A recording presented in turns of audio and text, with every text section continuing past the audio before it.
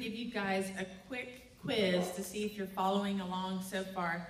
So our last step was about following through, being consistent, having your non-negotiables. So here's a quiz for you, a real life example. Again, may or may not be from our family. It is, but I won't say which kid. So again, this is several years back.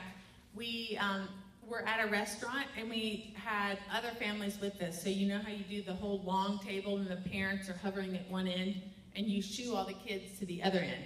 So we had that set up, and I did look down and saw that our little one still had all her broccoli on her plate. So I shouted down to her, "Hey, you gotta eat the broccoli on your plate, okay?" And she said, "Okay." And then we go on, and later I look and the broccoli's off her plate, and I think, great.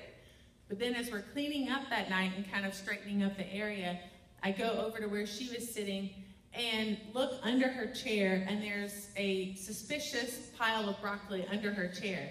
So here's the quiz to see if you're getting the hang of this. It's an easy one.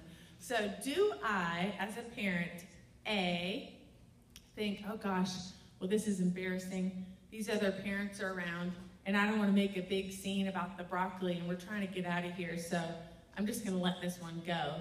Or, did I say one or A? Or B, two, do I go up to her and say, "Hey, I see the broccoli under your chair. That's not cool. I told you to eat it. When we get home now, you're going to have to go to timeout, or you're going to have to do chores or whatever punishment." So raise your hand if you vote for A. Just let it go and slink out of there with your head held down in shame. Or who votes for B? Confront the child, call her out, and give her a consequence. B, right? Okay, y'all are good students.